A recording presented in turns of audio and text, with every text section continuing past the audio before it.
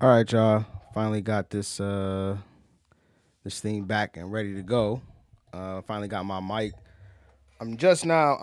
Let me not say just now, but I'm noticing the difference between good audio and great audio, and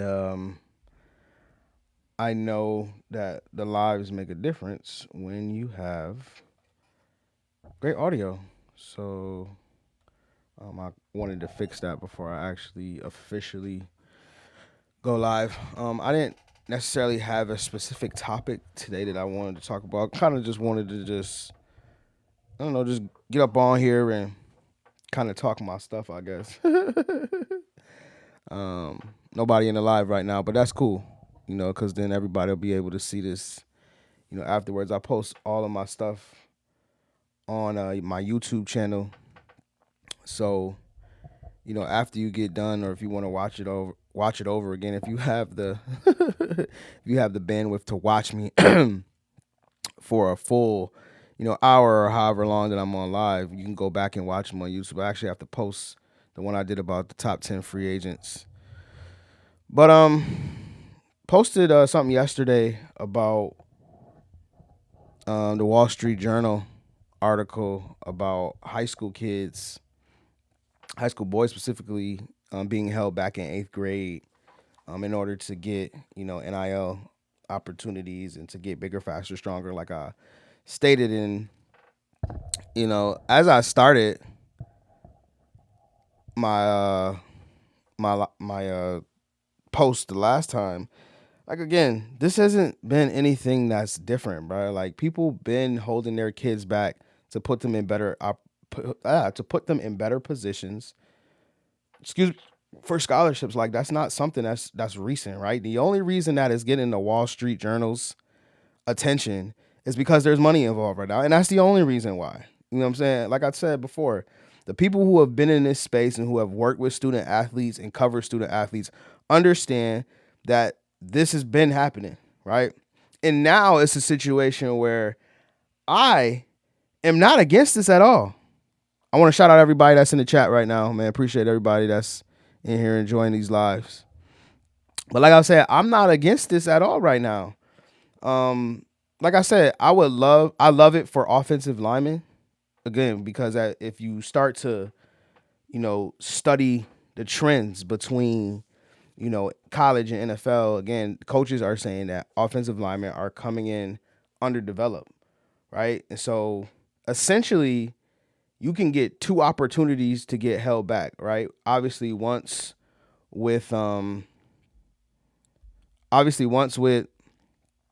being held back in 8th grade, and then another opportunity if you go to one of these big private schools, they automatically make you reclass. Like I said, I'm currently doing this literally right now with the agency, explaining to a young man who has a lot of promise at the offensive line position that him repeating his junior year is in his best interest, especially since he hasn't played, top notch competition. And since, he is about to, go to a different school and be in a position to go to go to schools like LSU, Ole Miss. Hold on. You put yourself in a better position to earn the NIL dollars. And again, this is why we send our kids to school. This is why we have them, get a good education, to be in positions to earn a living and to be in a position to support yourself, right? Like I said, there was a linebacker. Matter of fact, now that I'm on live, let me go get the linebacker name. He just committed to Texas Tech. Dang, I don't know if I kept it in my if I kept it in my and I kept it in my bookmarks, or because we're gonna talk about this. My bad. I forgot to say. There's a new drug testing policy that will be implemented in Alquipa. Alquipa is a top high school program. I'm in Pennsylvania. So I kind of wanted to just talk about how I feel about it. Right now, I'm back on the boys, the 8th grade boys being held back, but I want to get this kid's name because he was just in on 3 for being what Blake say. What up, Blake? Appreciate you in the live. Share it if you can and like. Which player is better, Jeremiah Smith or Ryan Williams? No, I think that's not even a question. Jeremiah Smith by a landslide, massive landslide.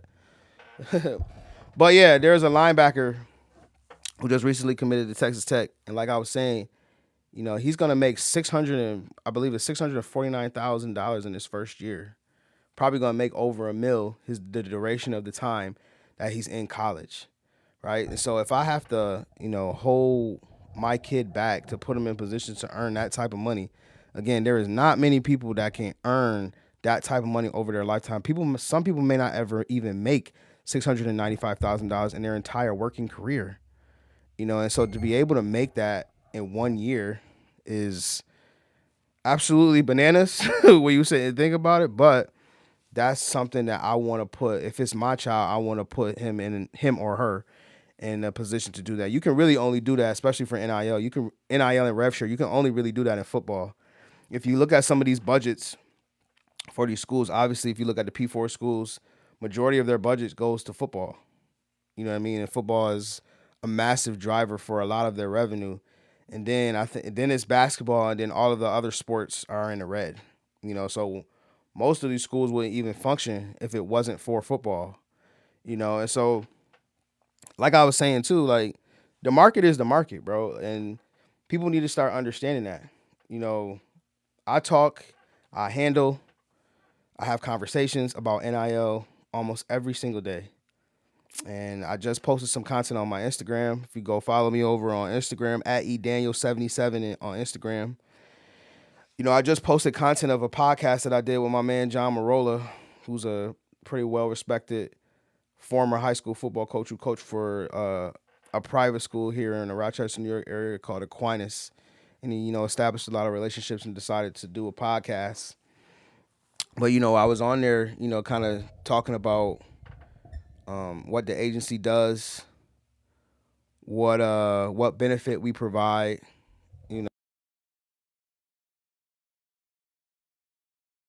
one of the benefits that I feel like we provide is the ability to, again, put young men in a position to earn these types of opportunities. And again, most people are not blessed or not fortunate enough, excuse me, not saying blessed, but fortunate enough to make that type of money in their lifetime. So again, to have, these opportunities that the market has provided for these student athletes, again, I think you should take full advantage of them.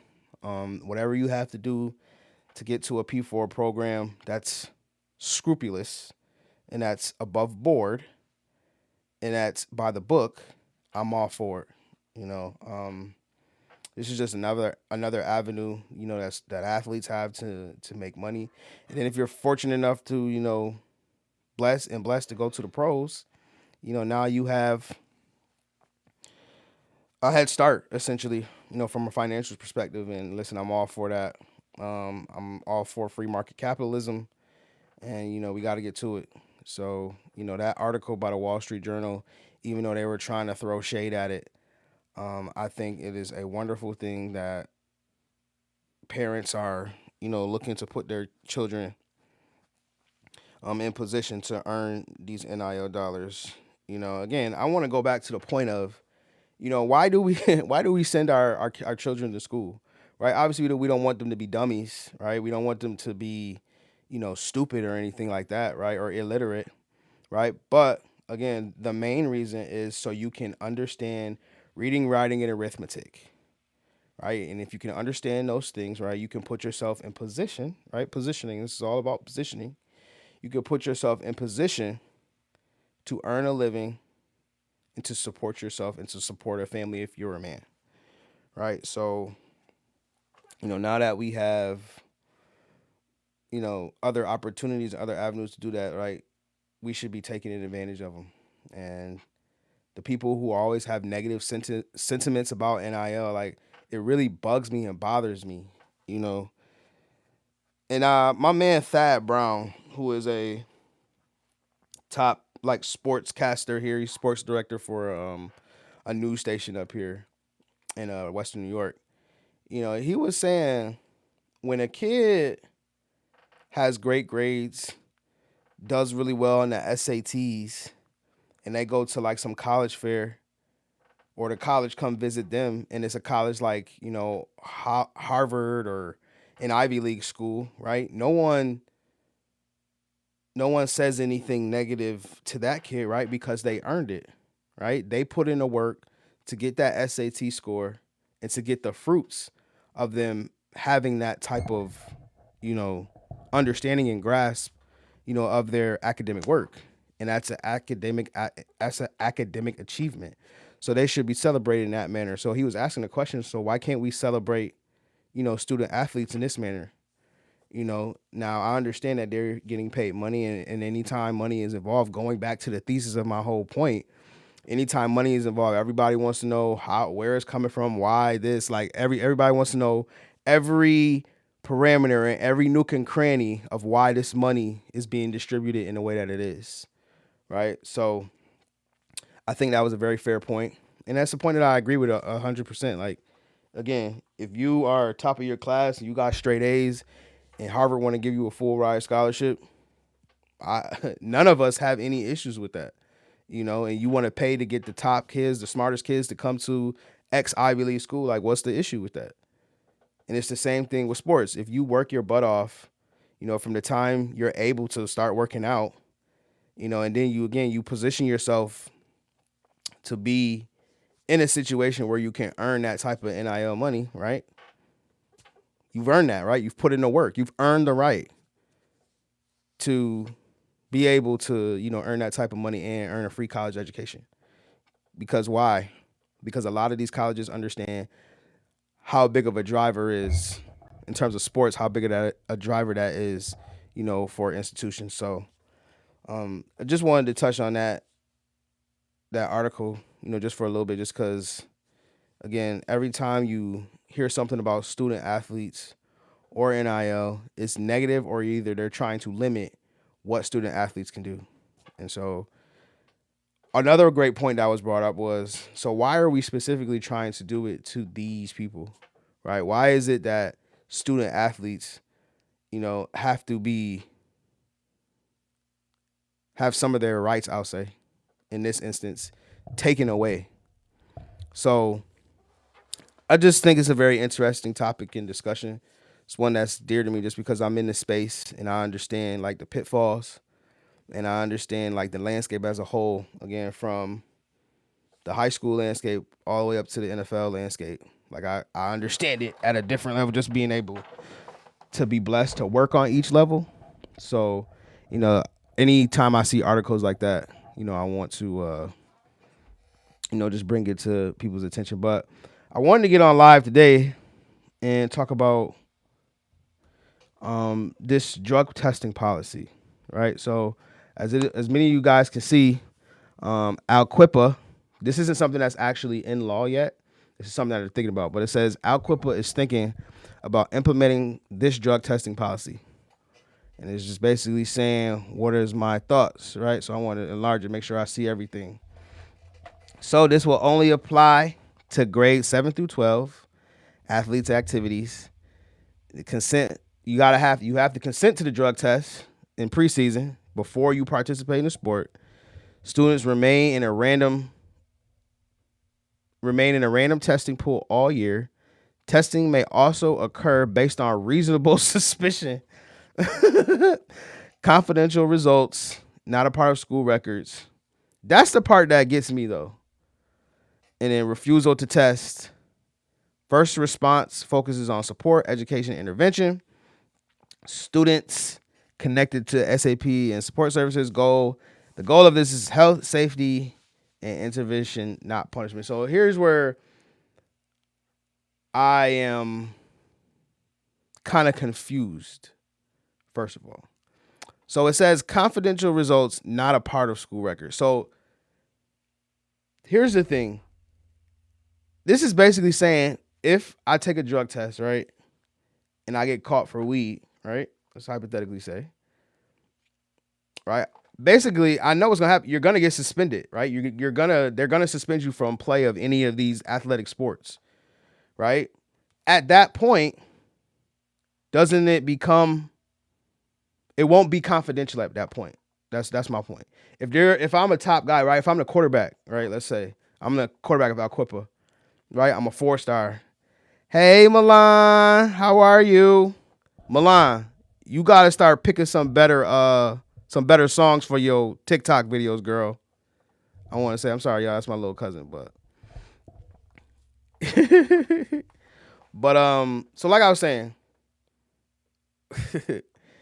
the results inherently don't become confidential because again, if I'm the quarterback, starting quarterback of Alquipa, right, and I'm starting for 3 weeks in a row, and then all of a sudden I'm not starting, the next 2 games, like that's gonna raise questions, and ultimately it's going to lead back to this.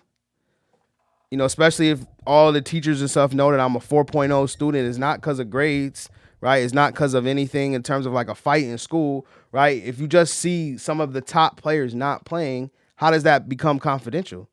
These kids all talk, they post everything on social media. So there's not gonna be a way with the amount of eyeballs now, excuse me, that is on high school sports. There's gonna be no way that these results are gonna stay confidential. So that's number one. Number two, I am not necessarily against this.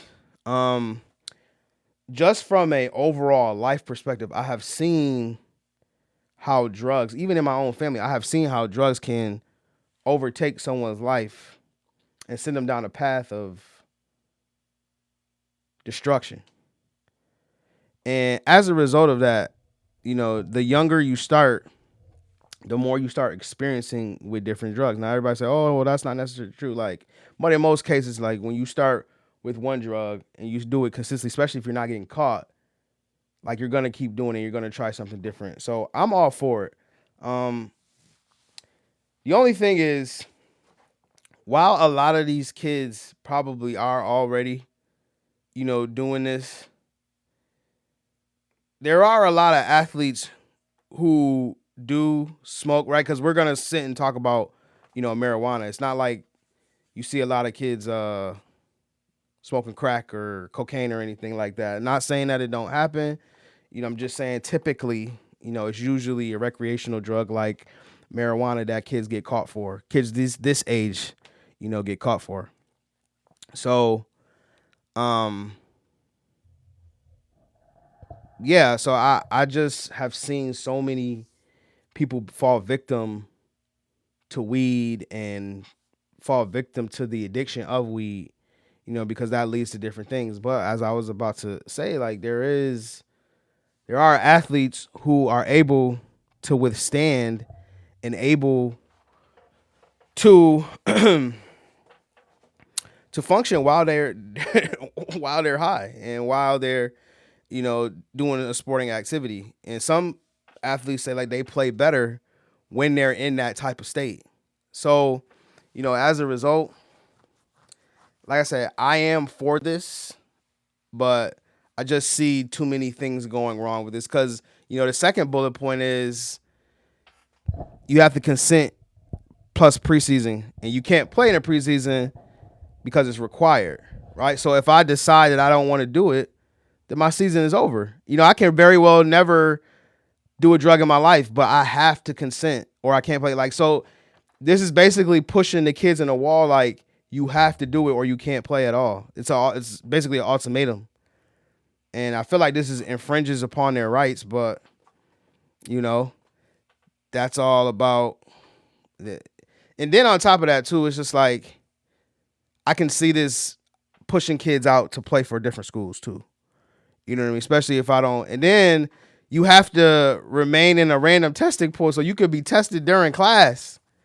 You know what I mean? And so it's just like I said. Overall, I'm for it, but I just don't. I'm for it because you can form bad habits in high school, and overall, I know that's what this is trying to mitigate, right? People, student athletes and students, period, forming bad habits, very early. Like it says there, it is a privilege to play football. It's a privilege just to play sports, period.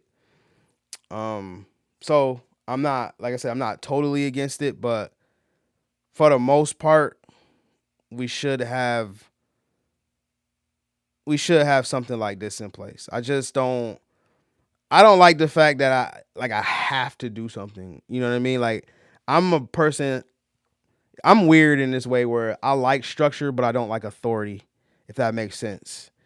And like this is telling me like, yo, you can't do this. And that's what all this screams to me. You can't play unless you get this drug test, right? And so it's just again then what's stopping me from going, to another school and not having to deal with this at all. Right? I can see, the Quips losing some players as a result of this. So it was interesting, man. Like I said, I see a lot of interesting articles that I want to get on and talk about. And this was one. Um, but yeah, new drug testing policy. I guess they have, ultra high standards, higher standards than most, right? Because again, I haven't seen this everywhere.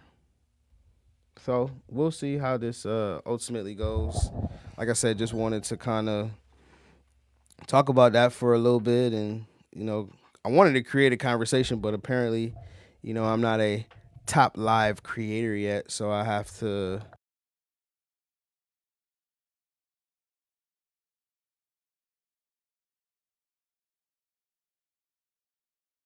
That's why you remain consistent and you build a following, so you can have conversations about sports and stuff like that.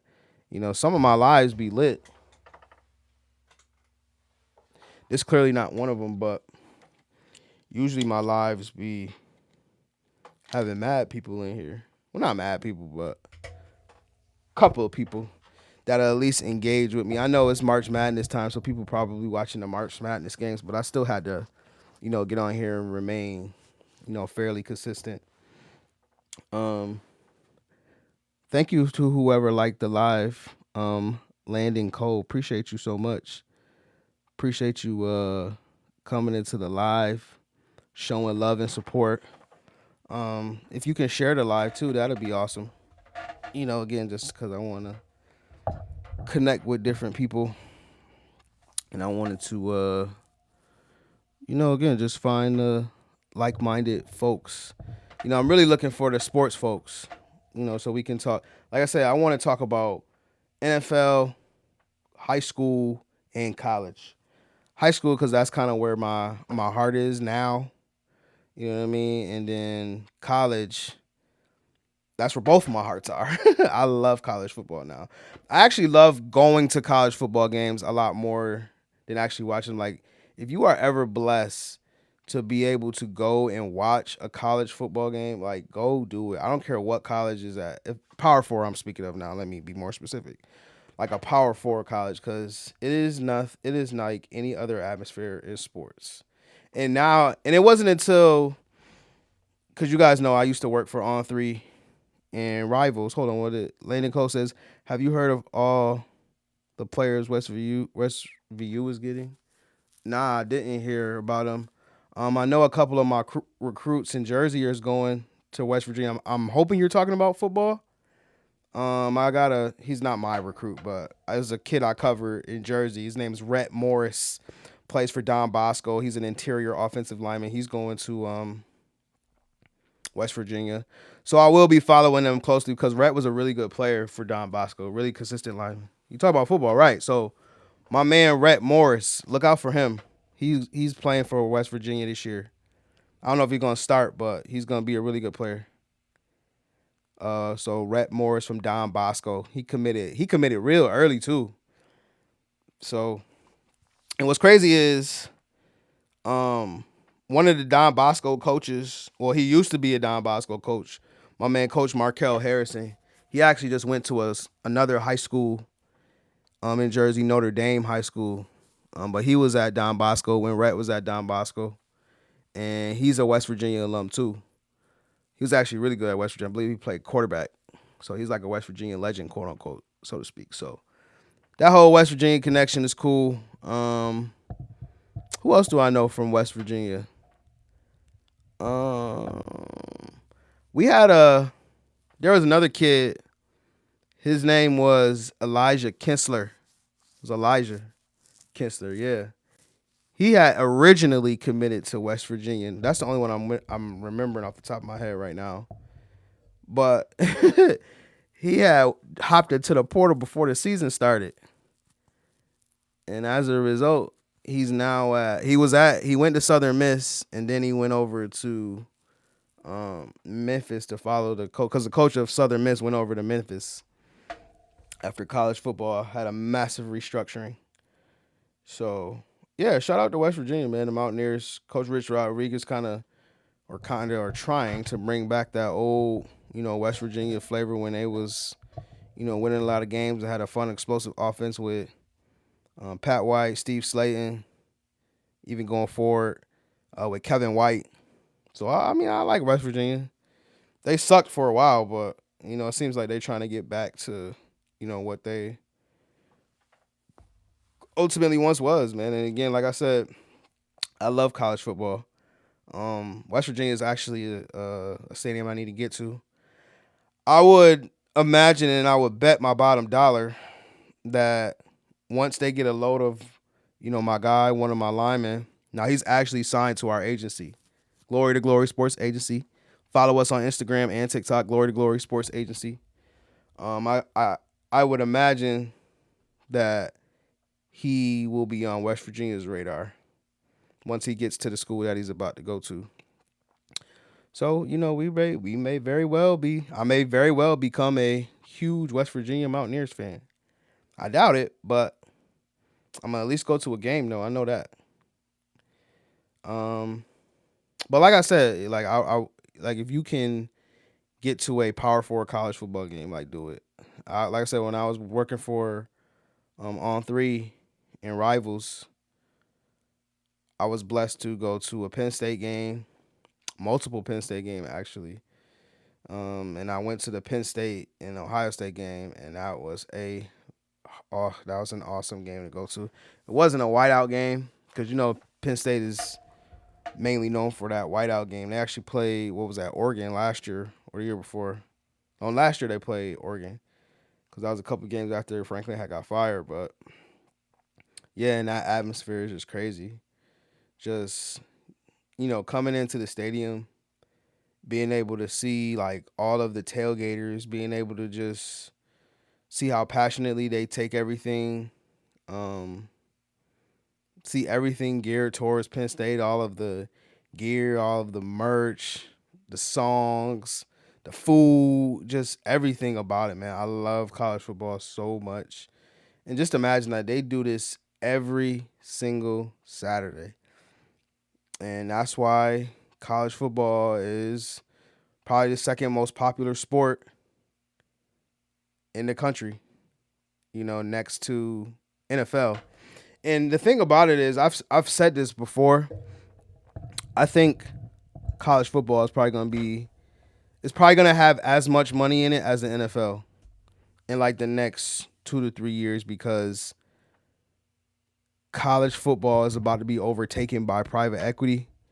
Now they're fighting so hard to keep it out, but I believe it was Boise State and there was another school. Who was the other school that took a private equity investment? I believe it was UNLV. They took a private equity investment. Was it UNLV? I think it was UNLV. I know UNLV has a patch deal though. I don't know if you guys know about that. Getting these patch deals done. So, yeah, it's interesting, man. Like everything that's going on in college sports.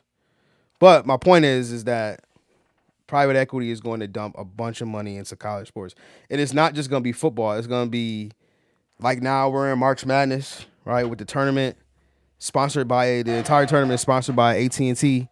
Like these private equity guys are going to want to get a piece of that whole atmosphere, that whole, ecosystem. Because, these tournaments, these college football players, that is a whole ecosystem just in itself. Trying to put together the bowl games, putting together the playoff matchups. Um, as far as college football goes, I think they need to keep the playoff matchups. The only thing is that I know that they're going to lose money and it's going to be a money thing, but they should keep the playoff games on the campuses because it's just way litter at the campuses. Like I was just talking about the tailgate, everything is just going to be so much more live if you keep them on the campuses. And they're also talking about, adding more college football playoff games, which I am all for too. Any more football you can inject in my veins and extend the football season for college and NFL, inject me in it. Inject me with it, because I need it. When college football is on and popping, when NFL is on and popping, like that's what gives me life. Other than my Lord and Savior Jesus Christ, blessing me each and every day. Second to that is, watching a good college football or NFL game. From my understanding, that college football is supposed to be starting 2 weeks early, I believe. And so I'm all here for that. More opportunities for our student athletes in these spaces to be seen, more opportunities for them to earn more money, more opportunities for them to pour more money into college football, right? And so I just think, we can never have too much football, only, though, as long as the players are safe. I want to make sure I throw that in there, because although I do want more football, I don't want to do it at the expense of the product. And so now that takes me to the NFL, where the NFL is trying to add, I believe, an 18th game. And see, I'm not for an 18th game, because I know how much the players hated the 17th game and how much they fought against that. And as a result of that, just keep it at 17. Again, what I see, there could be some good that comes out of an 18th game, but I see injuries, going to be steadily rising. Obviously, everybody knows it's obvious that football is an ultra physical game, and concussions are a huge issue. But what I would love to come out of it, though, is giving opportunities to more practice squad players to play in meaningful regular season games, right? Because essentially, if you have an 18th game, you would have to think about, especially if like you're a offensive lineman or a defensive lineman, a person who is contacted every single play like you do in the trenches, like it would be a situation where you would have to think about load managing, especially going into the playoffs. Because if you play 18 games, plus playoffs, man, that's what, 20, almost 25 games a year, 24 games a year. CV, what's good, man? My boy CV, what's good, man? How you been? I'm just in here talking about what would happen if we got an 18th game for the NFL. I was saying that I personally don't want an 18th game, but if an 18th game will allow more practice squad players to be seen, then I'm for an 18th game. I was saying that I think certain players, especially players in the trenches, will have to definitely think about load managing, because they, if you're on the best team like the Chiefs or the Seahawks now, or the Bills or the Patriots, teams like that, Rams, you have to seriously consider, the long-term health going into the playoffs. And so if it was a situation where we could guarantee that more practice players would get time to shine and stuff like that, like, then I'm for an 18th game, because, that would be the perfect opportunity to see what you have. And the practice squad rules are a little different, where you can poach people off of people's practice squad rosters. So from that perspective, I would love to get more practice squad players, some reps, and obviously they would love it too. And then if we're doing that, right, if you get an 18 game, then you can start paying practice squad players more. From my understanding, the league minimum is 100. I believe practice squad players make $113,000 a week. Maybe this will get them over $150,000 a week. You know what I'm saying? Like, it's creative ways to do everything. Just got to sit back and think. But that's something that I would definitely love to see, practice squad players and backups and stuff like that be able to get more reps. But then you would have on the other side, teams poaching players like crazy. It's almost like going back to college. It's almost like certain kids hopping into the transfer portal now, just for a person who is in it and understands excuse me, everything that's around the transfer portal. Most kids hop into the portal because they get cut. Remember, you have with the new House versus NCAA now, there's roster limits, right? And so there's only 105 scholarships that they have to go around now. Only 105 spots. That's it. So if you're on a roster and dang, I just lost my train of thought. Like that's terrible. I was talking about roster limits and talking about hold on.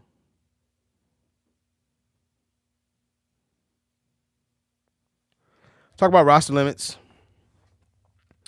and talking about how because of the House versus NCAA and transfer portal, right? A lot of kids. My bad. I remember the point I was making. The point I was making was now that you have roster limits, right?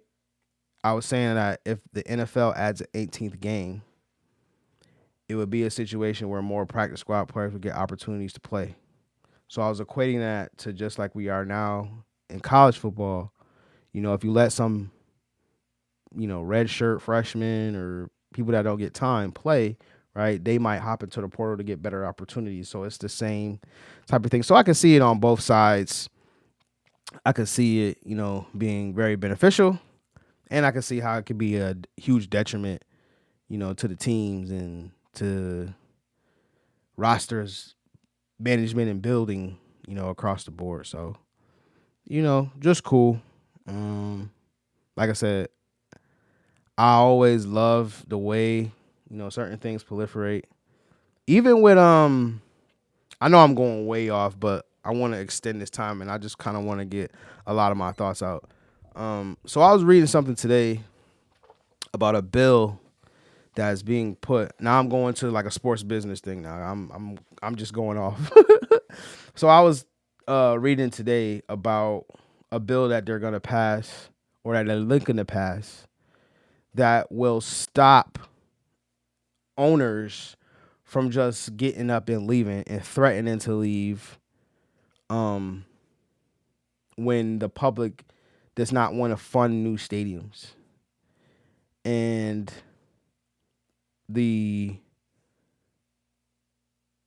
example that they were using is the Cleveland Browns now. Now, the Cleveland situation is a little different because all they're doing is moving from the city of Cleveland, the actual downtown, and they're moving out to a suburb in Brook Park. So they're not actually leaving. But the headline was Chicago because I don't know if you guys know, but Chicago didn't get. I believe they didn't get funding for a new stadium, so they're looking to move to Indiana, right? But I kind of would hate that, man, because Chicago is one of the original franchises.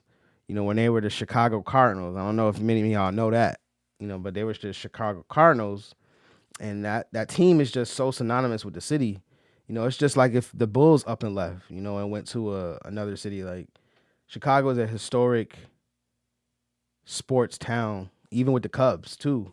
Like it's an historic sports town, and I can attest and specifically and intimately speak how important it is to have sports teams in heavy sports towns. And Chicago is a heavy sports town, and it just sucks that now, with Chicago finally having a competent quarterback, finally having a competent coach for football. That's what I'm speaking of. Finally having, requisite playmakers and, improving that defense, as we speak, now they have now I'm not going to say a title contender, but they have a contending team that can be competitive year in and year out. And to be in the middle of that when the Bears have been struggling I'm not going to say they've been struggling for a winner for years, but they've been struggling, why just to take them out now? I just think that'll just rip, the very fabric of Chicago sports right out of these fans' hearts. And I love the fans. Again, I'm from Western New York. I'm from Rochester, New York. So I go up to Buffalo quite frequently, and I know how seriously the Buffalo Bills, and the Bills Mafia take their team and how much they love, just everything about Buffalo. Like Buffalo is in the very fabric of that city. And if you ever took the Buffalo Bills out of Buffalo, like it would absolutely devastate that whole ecosystem. And it's the same thing with Chicago. I think even though they do have 3 sports teams and it is a metropolitan area, I think it would just devastate the team. So this bill is being put into place so owners just can't decide that they want to leave, in the middle of the night, similarly to what the Baltimore Colts did, and then picking up and going to, believe it was Cleveland, right? Believe it was Cleveland who got up out of the middle of the night and went to Baltimore. I believe that's what it was. Excuse me, correct myself. But so I mean, I really don't have any thoughts. Like, I'm kind of cool either way. Maybe based upon what I just described, I'm kind of for the bill, just because I sympathize with the fans. These owners, are just trying to make, I'm not gonna say no quick buck, but these owners, it doesn't seem like they're loyal to the cities. A lot of them, they loyal to their pockets. They loyal to the money. And if I'm a free market capitalist, I don't want to, talk out of both sides of my neck.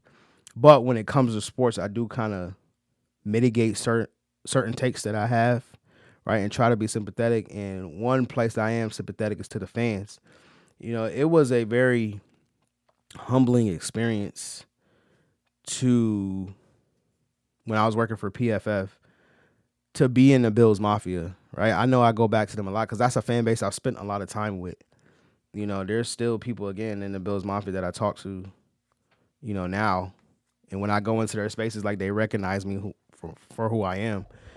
But just being around them for a long period of time kind of showed me, like, again, how important these sports teams are to the very fabric of the ecosystem in these cities. And so if there's a bill that's going to be passed to protect that for fans, then I'm all for that, because specifically with Buffalo, they are about to have this new stadium built. They just had the media do a stadium tour, I believe it was 2 days ago. And, the Buffalo fans were, obviously they wanted a new stadium, right? Because Ralph Wilson Stadium, or they called it Highmark now, the old Highmark Stadium it badly needed upgrades, and they have been saying that for a while. But one of the things that they didn't like was, they were trying to, or they did, excuse me, put the burden on the people to pay and fund majority of the stadium. And so they didn't like that, and as a result, the ticket prices are astronomical this year. Dumb people still pay those prices, though, based upon what I'm hearing. The season ticket holders still have their season tickets. So, clearly it didn't bother them that much. However, again, like I said, I sympathize with fans, for the most part, and want to, protect and preserve, the teams. But these teams do cost, right? And somebody has to fit the bill, right? And the fans feel like the billionaire owner should, and the owners feel like it should be a shared thing. So, with the Bears situation, it was a little different, just because I thought they were building that waterfront stadium, and then the funding just all of a sudden, it didn't all of a sudden, but it ceased, right? They didn't get the funding that they wanted for that waterfront stadium. I knew from the beginning, of the season, they probably wasn't going to get that funding, because I was saying to myself, why are you going to build a new stadium when y'all not even winning?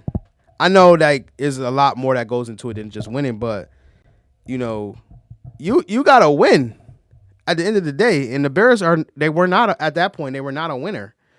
You know what I'm saying? Caleb had come off a season where I thought he showed promise, right? But again, they were still under 500, still not very good. They had just fired their coach, and now they got Ben Johnson.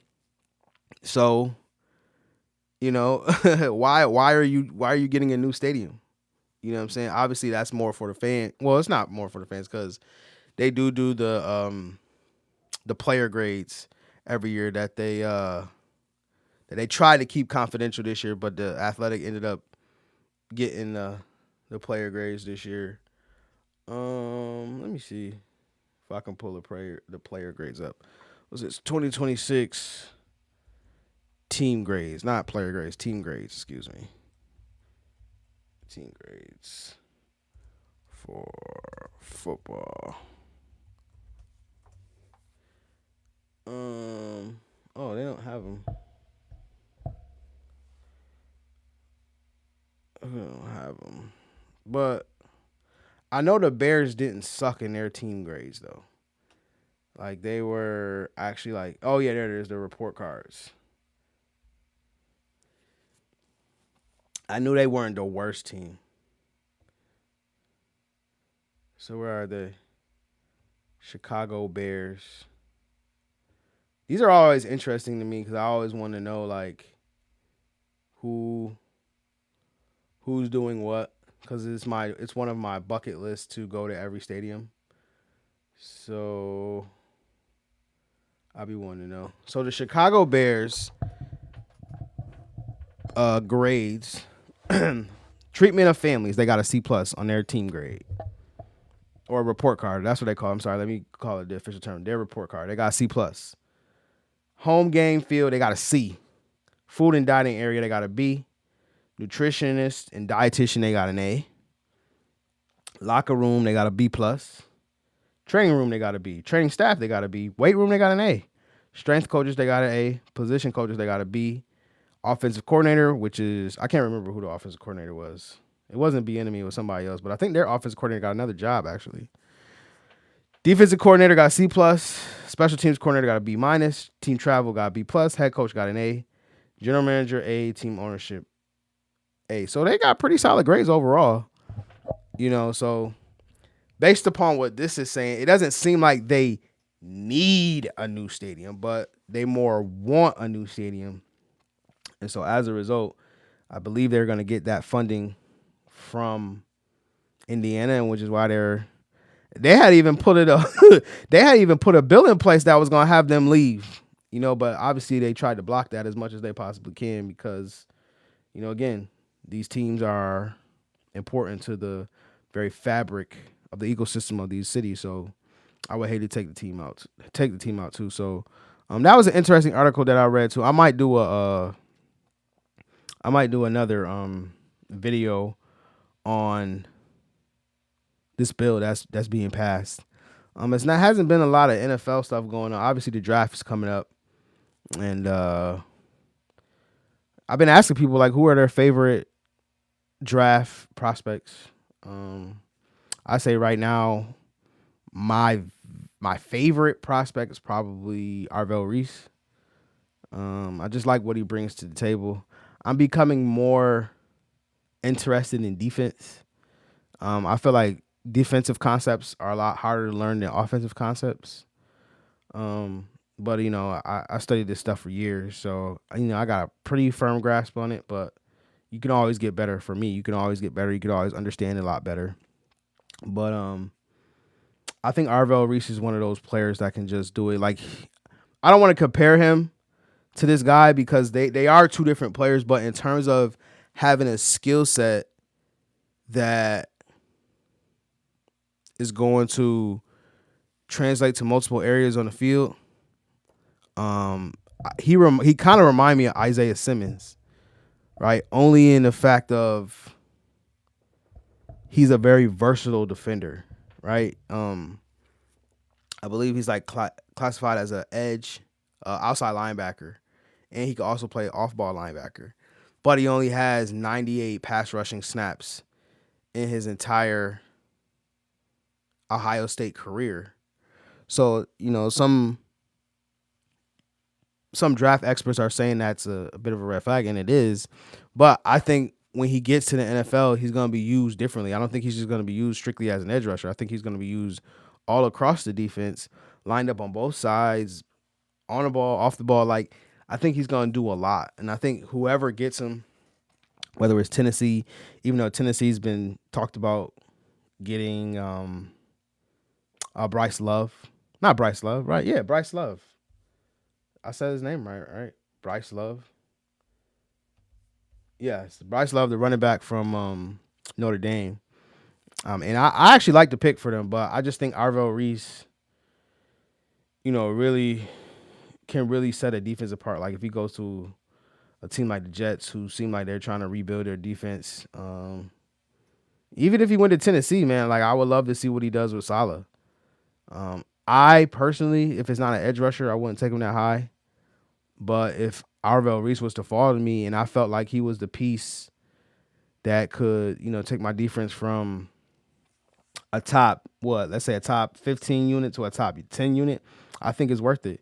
We've just seen what happens when you have, talent all across the defensive roster and then, playmakers at every level and what that does. I mean, Mike McDonald, called a masterful defense and parlayed it right into a Super Bowl. And you can't really argue with that. And this is I'm not saying it's the first time, but in a long time, right? We haven't seen two defensive coaches, go at it. Sirianni, if you look at the year prior, Sirianni and Andy Reid are both offensive guys. Sirianni was an offensive coordinator for the Colts before he went to the Eagles, and then obviously Andy Reid, everybody knows his track record. He's one of the greatest offensive minds, there is. And then to have such a drastic switch to now being two defensive play callers with Mike Vrabel and then Mike McDonald, like it would make sense for a team who thought they were a defensive piece away to have a top 10 unit to take a Arvell Reese. And I think out of this draft, if there's one defensive player that I would take, I would love to get an Arvell Reese. So that's one of my favorite draft prospects. Also, I really like Tate's really good too. I see a lot of people bullish on him. Thank you for all the love in the chat. I appreciate it. Thank you for all the hearts. I greatly appreciate that. But yeah, Carnell Tate is getting a lot of love. Let me pull up the draft board, just so I got all of the prospects fresh in my mind. Because I don't want to mess up. Okay. Jeremiah Love, not Bryce Love. Jeremiah Love. I knew it was a Love. You got to keep me together, chat. So, they're saying Ruben Bain's going to go second. They're saying Dallas is going to trade up for a running back. I'm looking at PFF's latest mock draft. And they got Dallas trading up for Jeremiah Love. I don't know how plausible that is since they just gave Javonte Williams a 3-year, $24 million contract. But having a 1-2 punch of Javonte and Jeremiah, like, in this iteration of the NFL, I don't hate it. I really don't. And it takes more pressure off Dak. Dak's shown that he can be a top 15 quarterback. I'm not for trading up for running backs, but, if you feel like he's a missing playmaker in your offense, then cool.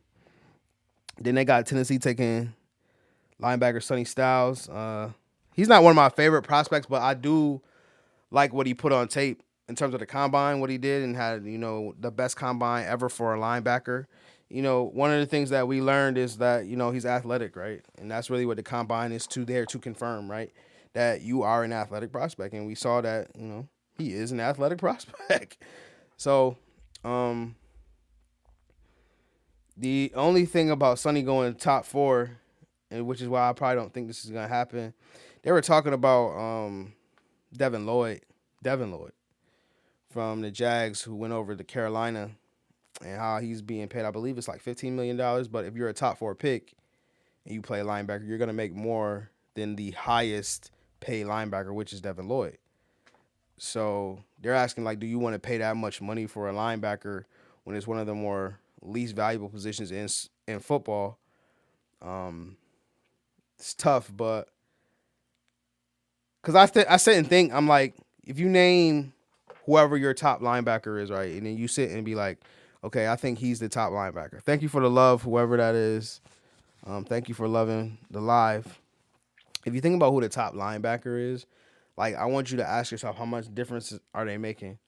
Now, I have spoke about Ernest Jones for the Seahawks ad nauseum on live, and that's the level of linebacker. I wouldn't say he's like a Roquan Smith or like who's one of the top linebackers? Name your top line. Devin Lloyd, right?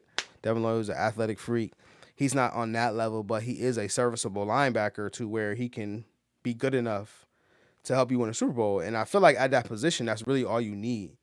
Like you don't need, somebody that's a top 4 or 5 linebacker, especially if you're looking 3 years down the road to have to pay him, over $15 million. And if you take a linebacker in the top 4, then you're gonna basically have to reset the linebacker market. And I don't know which teams is really trying to do that. So it's an interesting conversation.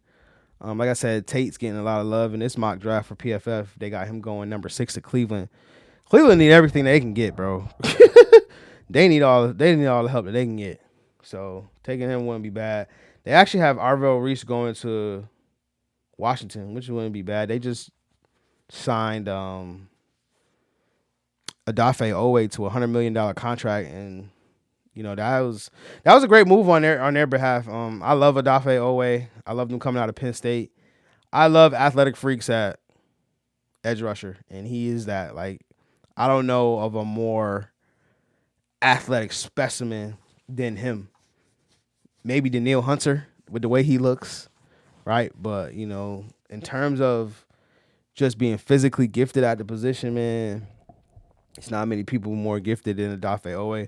Would love for him to turn that into consistency, but it is what it is. I do like. Oh, I thought that was the other guy. My bad. Caleb Downs dropping to 10, going to Cincinnati again. Cincinnati's defense is horrid, so they need as much as they can get. And Caleb Downs, everybody thinks he's a generational player. They're saying Downs is a smart player who started for 3 seasons. His lowest season-long PFF overall grade was an excellent 85.6 mark as a freshman. Downs will be a welcome addition to the back end of the Broncos, of the Bengals defense, as he can impact the game in multiple ways. He posted an 89.6 PFF coverage grade to go along with an 83.7 run defense grade. So, Caleb Downs would immediately upgrade their defense, especially on the back end. Caleb Downs is one of those safeties. I believe I heard somebody compare. They either compared, was it him or was it Malachi Starks last year? They compared to Ed Reed. But basically, based upon everything you're hearing, they're saying he's going to be a Hall of Fame level safety. And anytime I think of Hall of Fame level safety, I think of Ed Reed from the U. And shout out my man Ed Reed. Love watching him play. I still remember to this day against Washington where he had a sack, a fumble recovery, and a touchdown all in one play. I think that was like the first time it was ever done in NFL history at that time.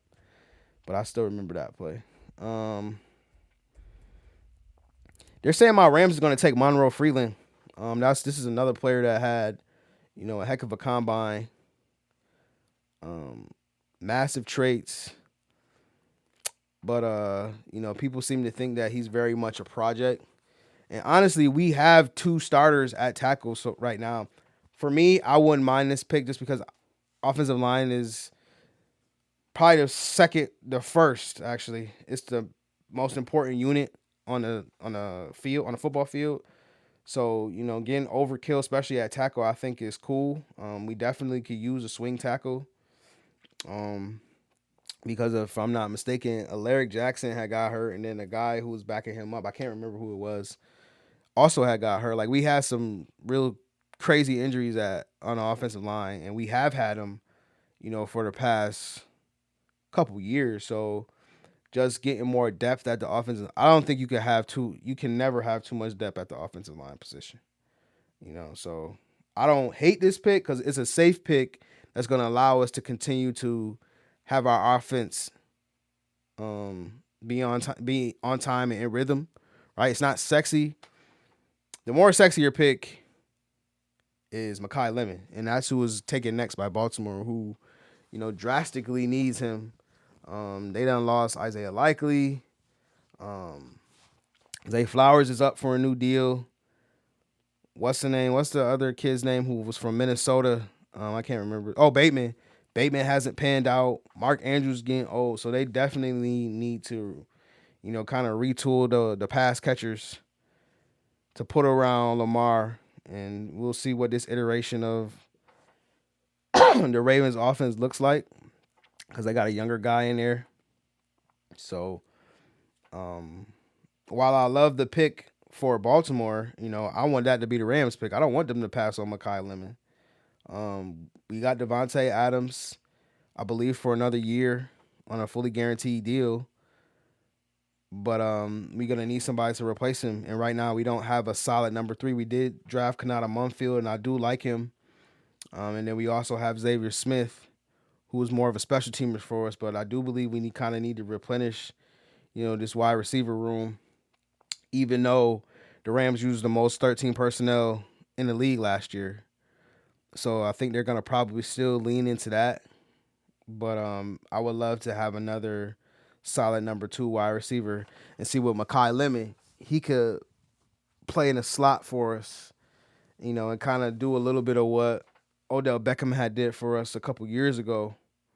And I would love a situation, even though Puka is just making all the wrong moves right now, about to get a bag, and he's just, bite allegedly biting women and making anti-Semitic comments. Like, this is his second incident. Just as a sidebar, this is his second incident in like the last 4 or 5 months. Because remember, he had the incident with Neon on stream, talking crazy, and now he got this thing with this girl.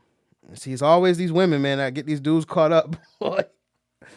Always get them caught up, man. But shout out to Puka, man. I hope he get a situation together, man, because I would hate to be in a situation like him where I can literally reset the wide receiver market after Jackson Smith and Jigba just reset it, and then to do something like this and to now have it being covered by TMZ, and once it's covered by TMZ and then it's confirmed by the Athletic, like, you're done, bro. It's like you basically did it. You're being accused of it.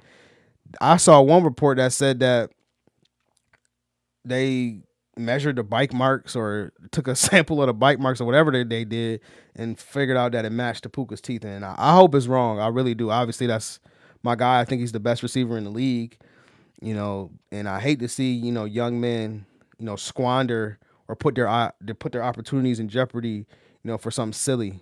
You know what I'm saying? So we got to help Puka out, man. Hold Puka accountable.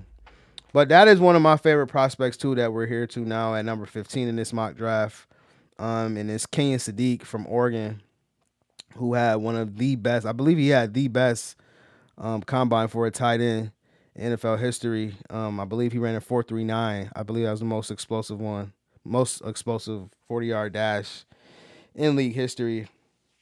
I know my Rams wouldn't get him, but again, I love big, strong athletes who can run. 6'3". Hold on one second.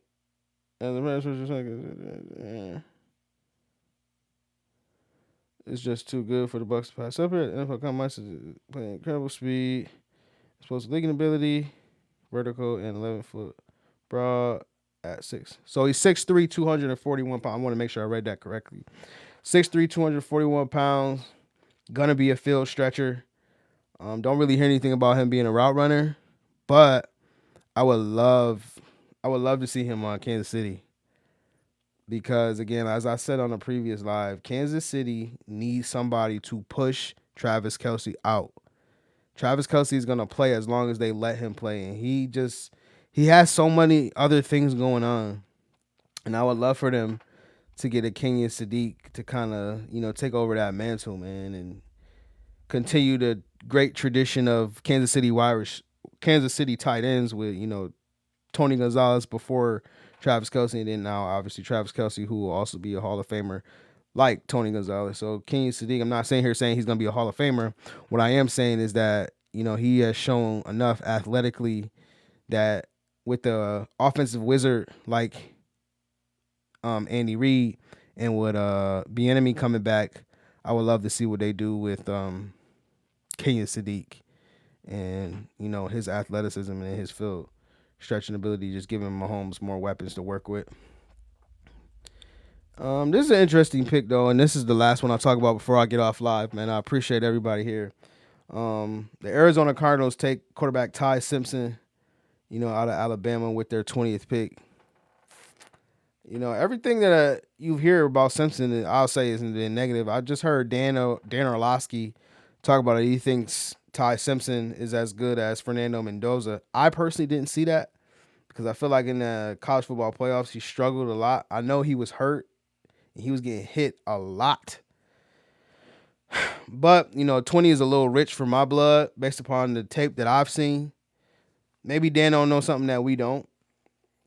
I mean, this wouldn't be the first time. But with the new coach coming in and there not being great options on the open market and not really wanting to go into the season with Jacoby Brissett and with having pretty much a young nucleus of pass catchers. I've spoke about it on live before with Wilson, the tight end who just set the record for most catches in a season. Why is his name escaping me right now? The one out of Colorado State, the tight end. Damn, I forgot his name. I'm sorry, y'all. Godly. Him and then obviously Marvin Harrison Jr. I think that's a nice young nucleus to build from and to give a quarterback like Ty Simpson, who can make throws, right, but just hasn't shown enough under pressure or from a decision making standpoint or in big games that would warrant that. And so I think what is going to happen is this could very well be the pick, and then they start the season with Jacoby Brissett, and if Brissett just looks so bad, or whatever other bridge quarterback you want to throw in, and if they look so bad, they turn to Ty Simpson. So I don't hate this pick. I just don't like the pick at 20. Like to me, I think the Cardinals need more offensive line. Let's add another pass catcher. Trey McBride, that's the tight end. Trey McBride. Let's add another. Maybe we can add another pass catcher. I know I just named 3, but you in this day and age, you can never have too many pass catchers, or you can never have too many offensive linemen. So, but what I will say is, if you feel like Ty Simpson is your guy, I know you guys hear this cliche all the time. If you feel like Ty Simpson is your guy, go up and get him. Maybe Arizona and that new Mike LaFleur system, maybe he sees something in Ty Simpson where it screams franchise quarterback. I haven't personally seen that, but then again, it's not like he's played, a bunch of seasons where we have a huge sample size. Let me look at his grading profile, see where he's at. I want to see, what he graded as. See if what has he done from a grading perspective. Like I said, like I said before on live, like this isn't the end all be all for me. I just want to see the grades do give you a little solid snapshot into, what a specific player has done. And so I want to see his overall grading profile. So, his first season was in 2022 in Alabama. Only had 5 dropbacks, 5 attempts, 69.4 grade. 2023 didn't really get that much time either. Had an 83 grade in short play. Only 29 dropbacks. This year was his first year he really had, starter level dropbacks where he had over 541. He went 28-5 and had an 83 overall grade and an 81 passing grade. But I want to see what he did against the best competition. So Florida State had a 59 grade, Georgia 72 grade, Missouri 65 grade. And I remember that was his knock. Like, he didn't play great against the top competition. South Carolina 57 grade. LSU played well. Oklahoma 56 grade. And then Georgia and Indiana had had bad games in the conference championship. Played terrible, and then Indiana played terrible. So I remember that was his knock. Like, he hasn't played well in big games, and that is huge, especially for a quarterback. And the Alabama atmosphere is similar to an NFL atmosphere. So if you struggling in that, the NFL it's only gonna be worse. And then you go into a situation like Arizona, who don't have the best offensive situation from an offensive line perspective, but do have pass catchers. It's not a horrible situation. It's just if you don't have stability at the coach and the head coach, or if you don't have stability at the head coach position it's just gonna be tough, especially for a young quarterback. 17 turnover worthy plays. I'm just looking at his stats. 8.6 average depth of target. It's not horrible. You want to see your quarterback near 10. I